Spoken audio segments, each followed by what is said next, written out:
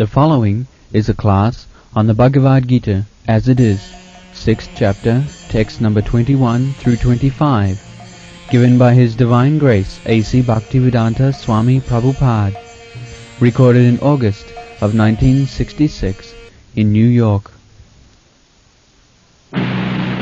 Sukham attam jattad buddhi graham matindriyam dekhi jatra na chaiva ayam sita chalati tattataha.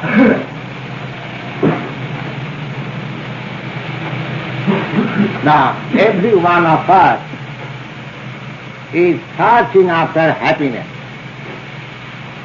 but we do not know what is real happiness. The real happiness is hint of real happiness. What is real happiness? That is being described by Lord Sri Krishna to Arjuna. What is that real happiness? Happiness we feel through our senses. Because material, dead stone, has no sense. Therefore, dead stone cannot feel happiness or distress. Now this consciousness, the developed consciousness, feels happiness and distress more than undeveloped consciousness. Just like the trees. The trees, they have got also consciousness, but it is not developed consciousness. Therefore, the trees are standing on the road or any place, but they have no sense of feeling the misery. Now suppose a human being is asked to stand like the tree at least for 3 days, or it will be impossible for him, because he cannot tolerate such kind of misery. So, the conclusion is that every living entity feels the pleasure and happiness according to the developed consciousness of its being. Similarly, the happiness which you are feeling now in the material mixture, that is not real happiness.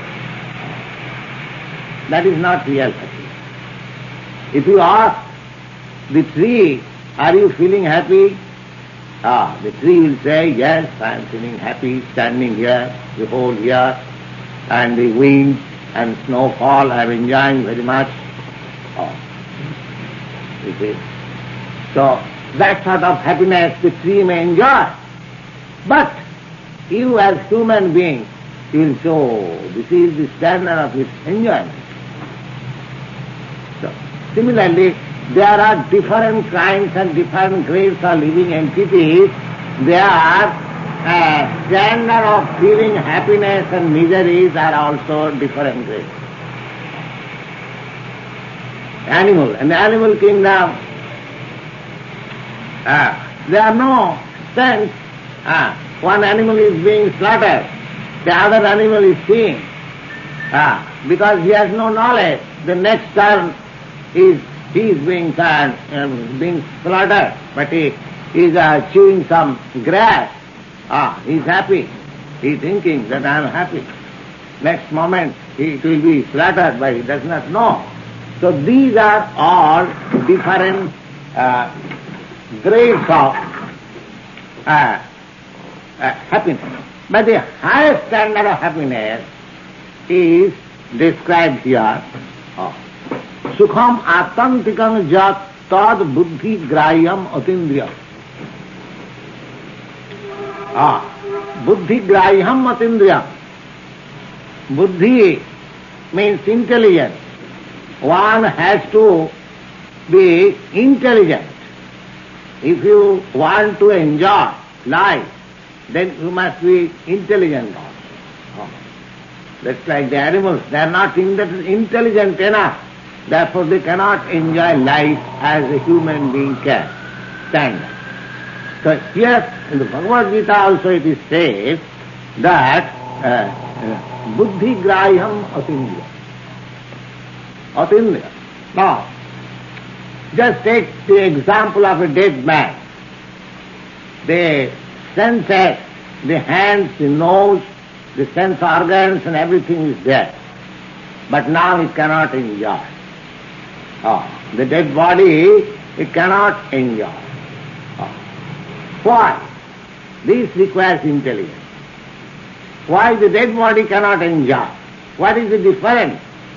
The body is lying there, the hands and the nose and the legs and the eyes and all other sense organs are there, but why the dead body cannot enjoy? That requires intelligence. That means that the enjoying energy, the spiritual spark, that has gone away. Therefore it has no power to enjoy. Then if you make advance further with intelligence, then you will understand that actually the body was not enjoying, but that little spark, spiritual spark, that was enjoying. Not this body. This requires little intelligence.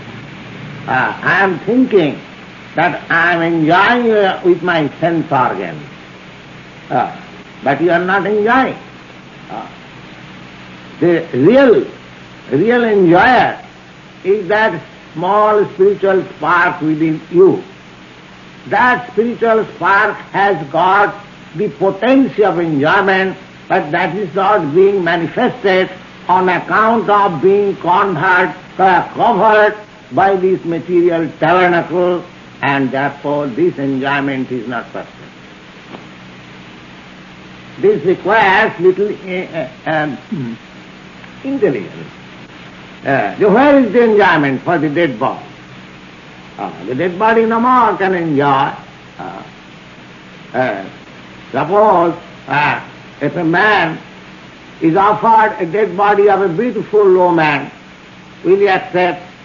Or a woman is offered the dead body of a beautiful man, will she accept? No. Because that enjoying spark is moved now. So that requires intelligence. Who is enjoying? Who is enjoying? The enjoying spirit. The spirit is enjoying, not this body. That requires intelligence. Then again, now, if that spirit is enjoying, then the spirit must have enjoying senses also, otherwise how it can enjoy? If you have no enjoying sense organ, then how you can enjoy? A blind cannot enjoy. Therefore it is accepted that the spirit soul, although it is very small, atomic, we cannot measure. Several times I have repeated here that the measurement of the small, my infinite Seaman spirit spark is just 1/10,000th part of the upper portion of your hair. It is so small, but that does not mean, just like we are incapable to measure something, we define that point has no length, no breadth, but actually it is not a fact. If you see a point with microscope, you will find the point has increased to 1 inch round, and it has not length and breadth. Similarly, we have no capacity to make a measurement of the soul, but there is measurement. And there are senses of that spiritual spark.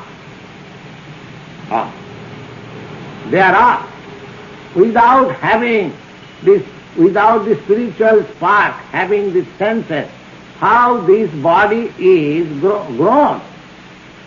This body is just like dress.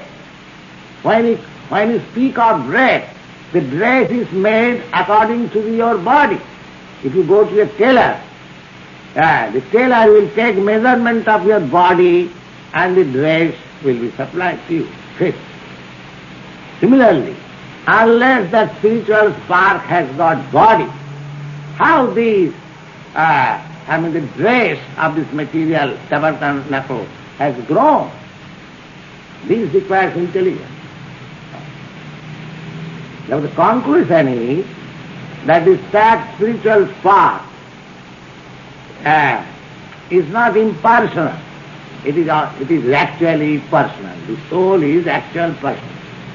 As God is actual personal, similarly, because we are part and parcel of the Supreme, therefore, if I am a person, then God must be person.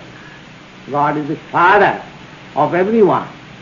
Now, if I am the Son, I have got personality, I have got individuality. How can you deny the individuality and personality of the Supreme Lord? So these things require intelligence. Intelligence. The sukhom atantriyam jasta buddhi graham atindriyam. Atindriyam. Atindriyam means you have to transcend these material senses. Then you can actually appreciate what is happiness. Just like the other day, I explained the happiness of the yogi.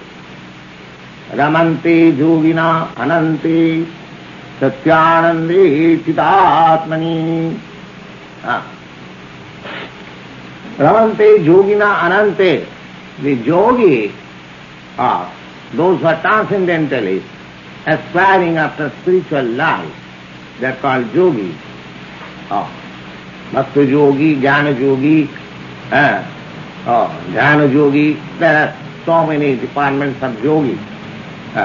Now, they also enjoy. The whole process is to concentrate upon the Vishnu Murti, Vishnu form within the heart.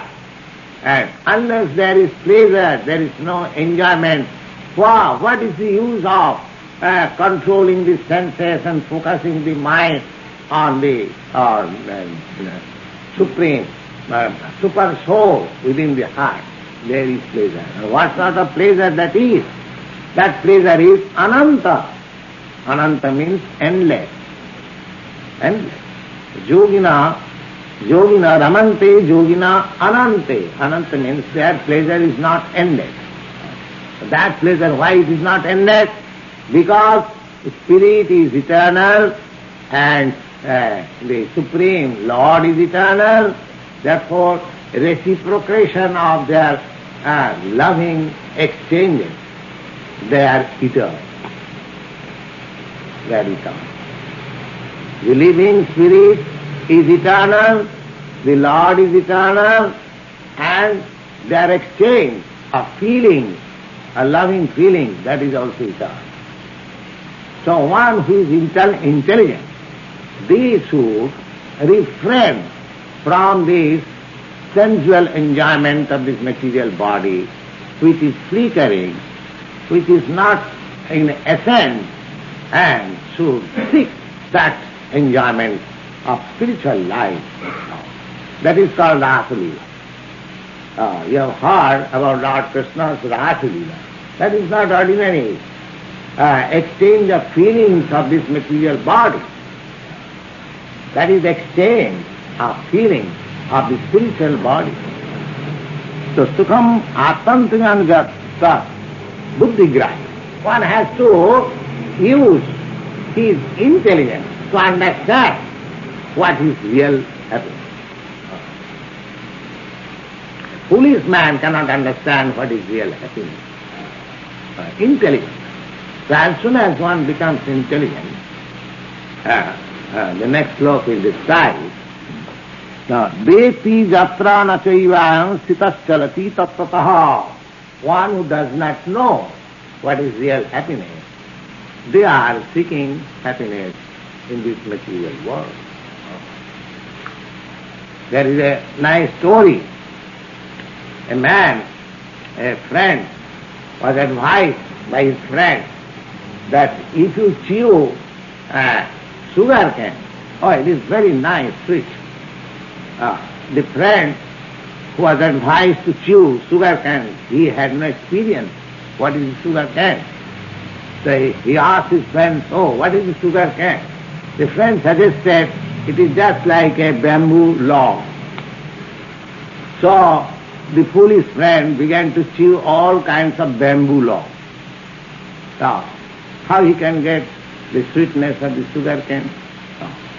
Similarly, we are trying to have happiness and pleasure, but we are trying to derive happiness, pleasure, eschewing this material body. So therefore there is no happiness, there is no pleasure. For the time being there may be a little feeling of pleasure, but that is not actual feeling. That is for temporary, just a slight focus of that lightning. That in the sky we find some lightning, but real lightning is beyond that. So, Veti jatra na chaivaya anusthitas chalati tattataha. Because persons they do not know what is happiness, sitas chalati tattva, real happiness that deviated from real happiness. Jangalabdha chaparangalabhang mannatenadhikang tata. This real happiness, now we are trying to be posted or to be situated in that position of real happiness by practice of this Krishna consciousness. By Krishna consciousness, we shall gradually develop our intelligence, real intelligence. Then we shall naturally like to enjoy the spiritual happiness, and as we make progress and get taste of spiritual happiness, so proportionately we give up the taste of this material. Bhakti parishanubhava virakti annatra syat. Bhakti, this Krishna consciousness, is gradually developed in realizing, understanding the supreme absolute truth. Parishanubhava. Parishanubhava. Whereas Parishanubhava, as we make progress to understand the absolute truth, naturally we become detached from this false happiness we are trying to enjoy. Bhakti parishanubhava virakti annatrasya. Now, here it is stated, janglabdha chaparanglabhang mannatenadhikang tataha. If somebody somehow or other achieves or is promoted to that stage, then what is the result? The result is janglabdha. By achieving such stage of transcendental state, chaparanglahamang mannatena, other achievements, they become insignificant. Here we are trying to achieve so many things. We are trying to achieve so many riches, strength, fame, and beauty, and knowledge. So many things we are trying achievement. But as soon as you become properly situated in Krishna consciousness achievement, then you think, oh, no achievement is better than this achievement. Jangalabdha, chaparangalabham. Aparangalabham means other kinds of achievement. They will be considered as fig.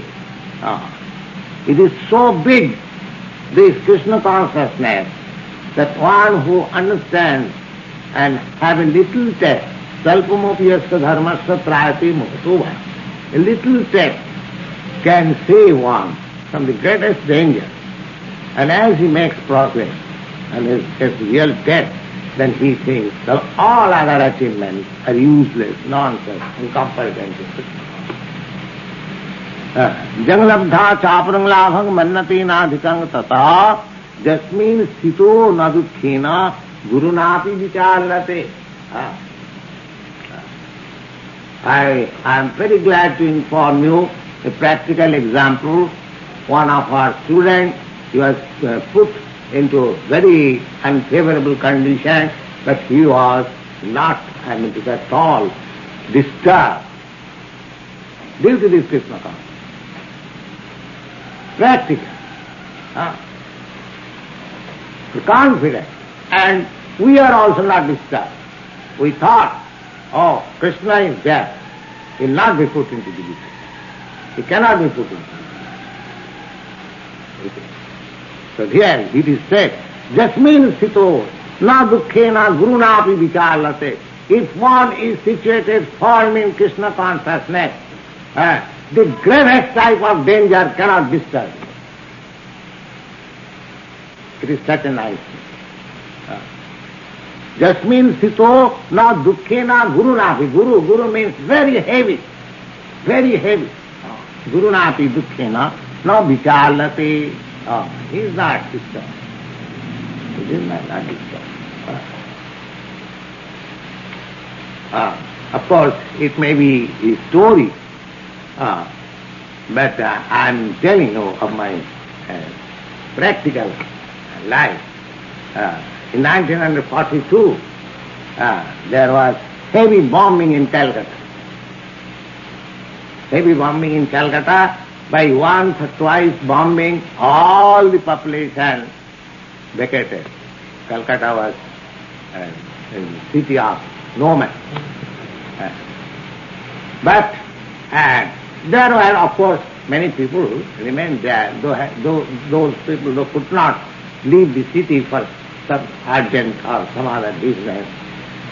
So somehow or other I had to remain in the city. And on the 12th December 1942, I remember, there was heavy bombing. But fortunately, with steadfastness, we saw that something fireworks is going on. Let us enjoy. Gum, like that. So many monsters. So what can be done? There may be so many dangers in our life, because it is the place only full of danger. We do not know, because we are foolish. We are trying to adjust this. That is our foolishness. We should, just like in a railway carriage, you are being transported from one place. It is, suppose it is crowded. So, instead of adjusting the crowd, better tolerate for a few hours and get down and go to your destination. Similarly, we may have many dangerous spots in this material life. But if we are preparing ourselves for going back to Krishna, in Krishna consciousness, then these things should be not cared for. Let them happen. Agamopaina nityatan titikasya bharata. They come and go. Let them happen. The bombing was not for all the days. Let them take place for a few hours or few days. So we have to adjust like that. But it is very difficult to adjust. But one who is situated in Krishna consciousness, he is not disturbed. He is not disturbed. That is the technique of not being disturbed. The more he advances Krishna consciousness, will become free from this material entanglement. There is a very nice verse in Srimad Bhagavatam. Samasthito padapallavang plamang mahatpadam punnajasu murari bhavam buddhi vatsa padam parang padam padang padang jadtu padang natesham. Samaskritavaje padapallava plavam. Now this material world is compared with a great ocean. And actuality, those who have traveled on the sea, now they have seen Atlantic Ocean, Pacific Ocean. This is only a spot. This earth is only a spot in this material universe. So we have got these two big oceans, Atlantic and Pacific Ocean. Just imagine that within this universe, millions and millions of planets are floating. How many Atlantic and Pacific oceans are there? You can just imagine. So this is actually a great ocean of misery. Bhabam Buddhi, the Shastra says, is a great ocean of birth and death. So Bhabam Buddhi, Samasthitaji Padav. Now, in order to cross the ocean, is required a very nice boat, strong boat. Then you can cross it. So we have to cross over this ocean of knee-sand material. And what is that boat? That is lotus feet of Krishna. You take shelter of the boat which is Krishna's lotus feet. Samasthita. Take with great faith that I am now accepting this boat as my life boat. Then what is the result? Now, Mahatpadam, you don't think that, oh, Krishna's boat or feet is so small. No, it is Mahatpadam. Mahatpadam means the whole material creation is resting on his leg. Mahatpadam, Punna Jatum Mudare. The one who has taken shelter there, for him, this great ocean of Nisan is just like the water containing on the impression of cup leg. Of course, we have no experience. In India, I got experience because these cups and cows, they go on the pasturing ground, and in rainy season, their hoofs make holes, and in that hole there are some water. So that water, this great ocean is compared like that one. So nobody has any difficulty to cross. So, Bhabam Buddhi Vatsa Padam Param Padam, and for them, those who have taken shelter of Krishna consciousness, for them is waiting Param Padam, the supreme abode. Padang Padang Jad Vipadang Natesham. This place, where in every step there is danger, this place is unfit for them. Padang Jad Vipadang Natesham. This is very nice. So, Jasmin Sito na Dukkhena Guru Napi Vichallate. If you are actually situated in Krishna consciousness under the shelter of Krishna's lotus feet, then Guru Napi Dukkhena, very heavy skies of danger may be before me, I shall not be disturbed. Or anyone who has taken the shelter like that, he will never be disturbed. He will never be disturbed. Sang vidya dukkha sang yoga vyagang yoga sangitam sa nischayana yuktavya yoga nirbinna chitasa. Sang vidya dukkha sang yoga vyagam yoga sangitam.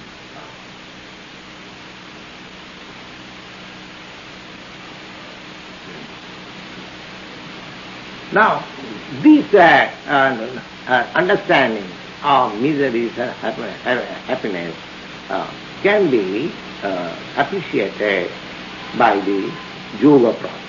Therefore, yoga process is so important. Nanischayana yutabang yoga nidbinna chitasa sankalpa prabhavan kaman satya sarvan atisata manasaiva indriya gramam viniyamma samantata. So this yoga process is, because we are being entangled in this material world due to these uncontrolled senses. So the whole process of yoga indriya samyama, we have to control the senses and turn our face toward that actual spiritual happiness, then our life will be successful. Manasya, manasaiva indriyagramam dhriyam, mind and the indriyagramam and the whole range of the senses, that has to be controlled. Then we can gradually, if we practice, gradually we shall understand what is the real happiness and how to attain it.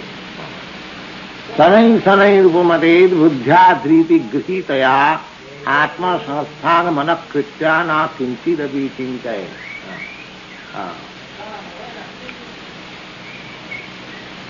Sanai sanai rupamaded buddhya driti grihitaya.